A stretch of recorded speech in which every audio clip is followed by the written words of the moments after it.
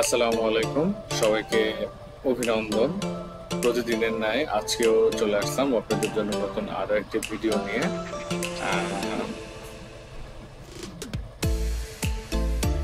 আজকে আজকে একটু যাব অফিসে, যদিও আজকে শুক্রবারে আমার অফিস করতে হয়। আমার সাপ্তাহিক বন্ধ স্যাটারডে শনিবার। তো প্রতিদিনের ন্যায় আজকেও প্রতি শুক্রবারের ন্যায় আজকেও আমি বাইকটা রাইড করি। সাধারণত ওইভাবে আমার বাইকটা রাইড করার সময় পাই না,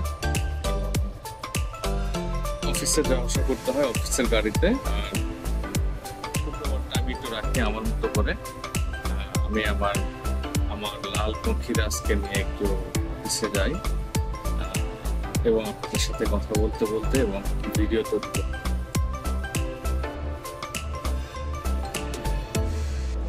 যাই হোক, চলুন এবার যাওয়া যাক। যদিও আজকে ওয়েদারটা খুব একটা বেশি ভালো না। আজকে দেখলাম সকাল থেকে মানে ভোর থেকেই বৃষ্টি। তো বৃষ্টি হবে কি না এটাও আমি সঠিক অবশ্যই আমরা কেউ জানি না। বাট বাইক রাইড করার সময় বৃষ্টি হলে যারা বাইক রাইড করে তারা খুব ভালোভাবে জানে কি মানে কতটুকু সমস্যা ফেস করতে হয়। স্পেশালি রাস্তায় প্রচুর পরিমাণ কাদা থাকে, মানে রাস্তায় খুব নোংরা থাকে, যেটা খুব একটা বেশি ভালো লাগে না। হ্যাঁ, মানে আমার ব্যক্তিগত ভাবে আর কি।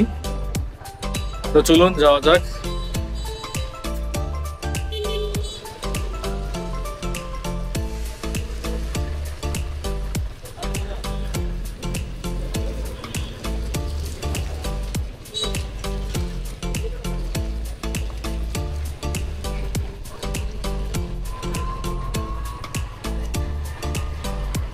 আসসালামু আলাইকুম।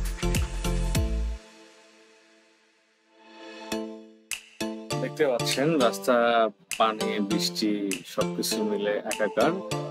আর এই রাস্তাগুলো সবসময় মানে একটু বৃষ্টি হলে এরকম অবস্থা হয়ে যায়। মানে জায়গায় জায়গায় গর্ত হয়ে থাকে, সেই গর্ততে আপনার মানে পানি জমে থাকে। এভাবে থাকবে একদিন দুই দিন যদি একবার বৃষ্টি হয়। হ্যাঁ, মানে বাংলাদেশের রাস্তা যেমনটা আর কি অ্যাজ ইউজুয়ালি আপনি দেখেন বা আমরা দেখি, হ্যাঁ, সেরকমটাই আর কি প্রতিদিন দেখতে পাচ্ছি। তো যাই হোক, সব মিলিয়ে আজকে ওয়েদারটা বৃষ্টিময় একটা ওয়েদার, বৃষ্টিময় একটা সকাল।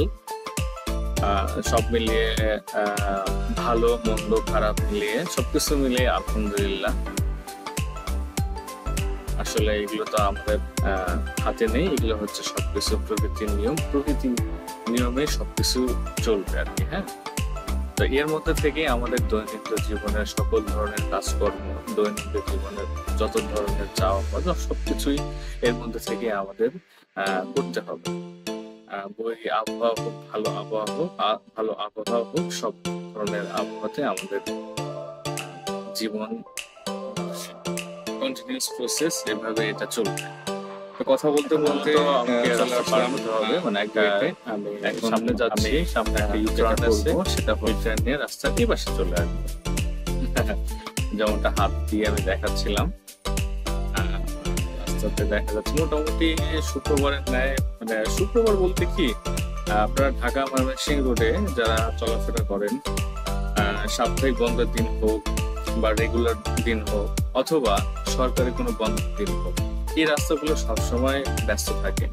ব্যস্ত থাকার অন্যতম কারণগুলো হচ্ছে যে আপনারা জানেন যে বাংলাদেশের মধ্যে সব মানে শিল্প কারখানা বা শিল্প এলাকা হচ্ছে আপনার নারায়ণগঞ্জ এবং গাজীপুর।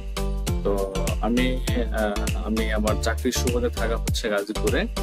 তো দীর্ঘদিন ধরে আমি গাজীপুরে আছি। তো গাজীপুর থেকে যে অভিজ্ঞতাটা হয়েছে আর কি, সেটা হচ্ছে যে আপনার মানে এই বিশেষ করে রাস্তাগুলো সবসময় ব্যস্ত থাকার কারণটা হচ্ছে যে এখানে প্রচুর পরিমাণ শিল্প কারখানা আছে। শিল্প কারখানার যত ধরনের মানে তাদের কাঁচামাল বলেন, মানে রেডিমেড প্রোডাক্ট বলেন, যেটাই বলেন না কেন, সেগুলো তৈরি করার জন্য যত ধরনের মানে কর্মকর্তা কর্মচারী বৃন্দ আছে, সবাই তো এই মানে রাস্তা দিয়ে চলাচল করে, গাড়িতেই চলাচল করে। হয়তো বা কেউ অফিসের গাড়িতে চলাচল করে, কেউ পাবলিক ট্রান্সপোর্টে চলাচল করে। কেউ ব্যক্তিগত গাড়িতে চলাচল করে। সবকিছু মিলিয়ে রাস্তাগুলো খুব ব্যস্ত থাকে। আরো একটি অন্যতম কারণটা হচ্ছে যে সেটা হচ্ছে যে এই আপনারা জানেন যে গাজীপুরে প্রচুর পরিমাণ মানে বিনোদনের অনেক স্পট আছে, যেটাকে আমরা রিসোর্ট বলি আর কি। হ্যাঁ, গাজীপুরে প্রচুর পরিমাণ রিসোর্ট আছে। এমনিতেই গাজীপুর খুব বনাঞ্চল এলাকা, প্রচুর পরিমাণ মানে বনাঞ্চল আছে। সবচেয়ে উল্লেখযোগ্য হচ্ছে ভাওয়াল বন। আপনারা আমার ভিডিওতে দেখতে পারবেন, আমি ভাওয়াল বন, আমার দুই পাশে ভাওয়াল বন, আমি মাঝখানে হাইওয়ে, আমি এই রাস্তা দিয়ে প্রতিদিন আমি অফিসে যাওয়া আসা করি। সুতরাং রাস্তাটা খুবই সুন্দর। তো দেখা যাচ্ছে যে এই ধরনের এই বনাঞ্চল গুলোতে অনেকগুলো রিসোর্ট আছে। সেই রিসোর্টে মানুষ ছুটি কাটানোর জন্য বা একটু বিনোদনের জন্য ফ্যামিলি ফ্রেন্ডস কে বা সবাই মিলে আর কি এখানে আসে, এসে মানে তাদের টাইম, কোয়ালিটি টাইম গুলো স্পেন্ড করে আর কি। হ্যাঁ, যার কারণে রাস্তাটা প্রচুর পরিমাণ অলওয়েজ বিজি থাকে।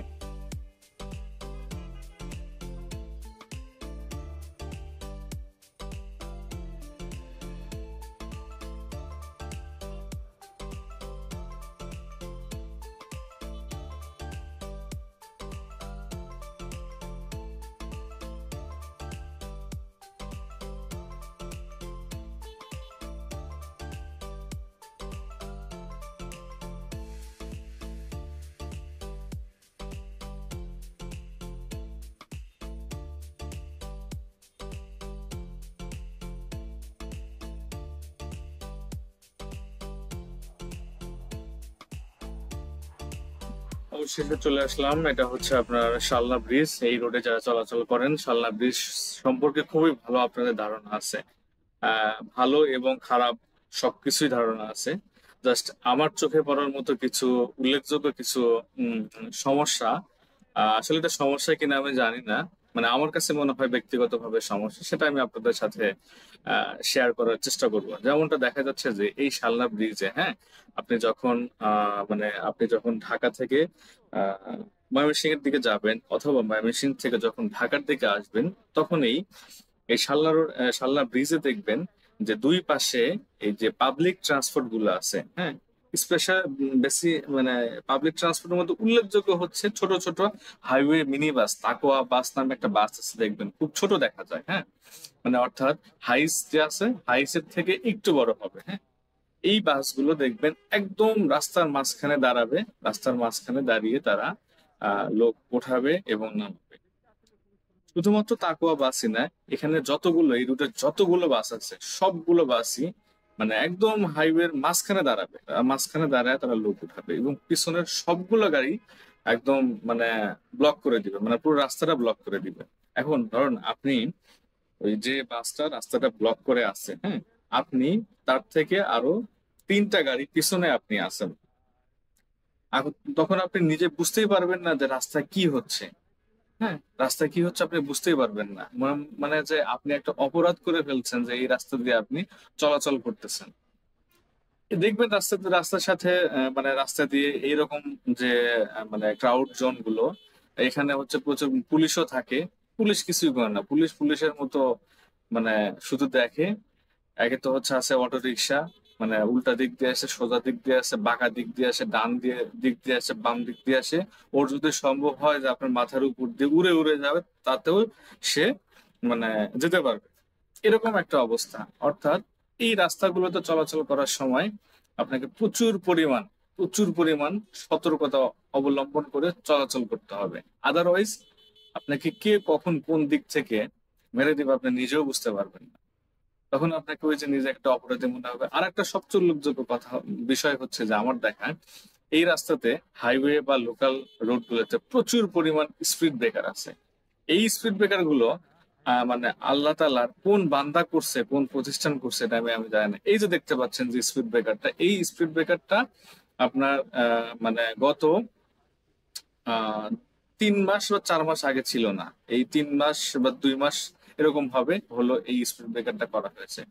এখন আমার কথা হচ্ছে যে হাইওয়েতে একটি স্পিড ব্রেকার যদি মানে হাইওয়ে কর্তৃপক্ষ যদি করে থাকে, অবশ্যই তাহলে তাদের উচিত ছিল মিনিমাম 100 মিটার দূরে একটা সাংকেতিক চিহ্ন বা একটা নেম প্লেট বলেন বা একটা যেটাই হোক না কেন, মানে কোনো গাড়ির চালক যেন এটা যেন দেখতে পারে যে ওখানে একটা স্পিড ব্রেকার আছে 100 মিটার বা 100 গজ পরে। এটা কিন্তু তার কিন্তু উচিত ছিল।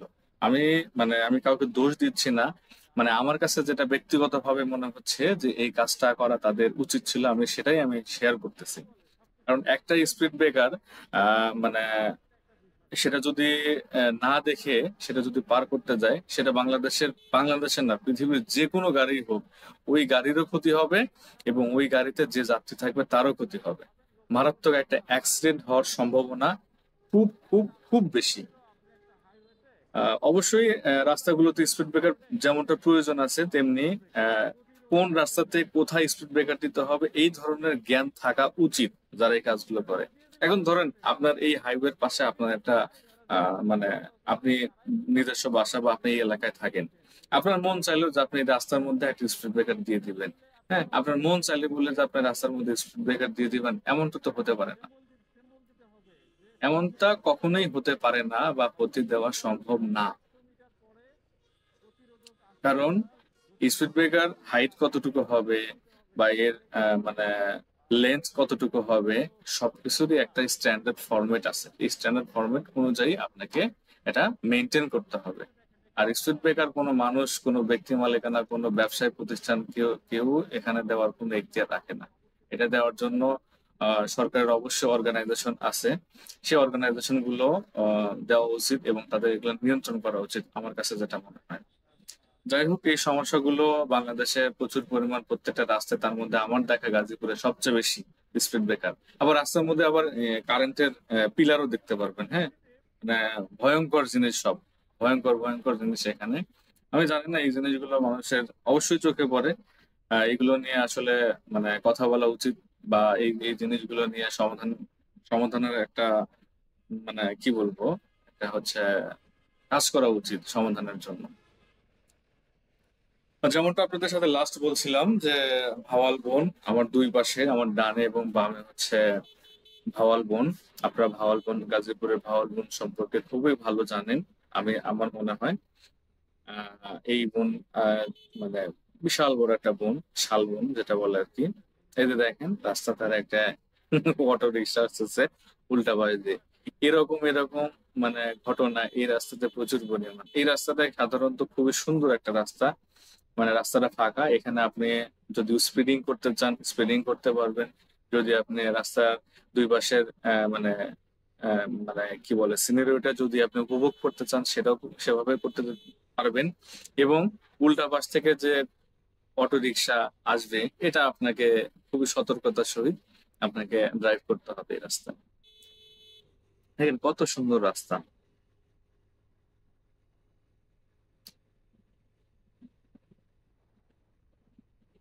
অসাধারণ আসলে, প্রাকৃতিক জিনিস দেখতেই মানে ভালো লাগে।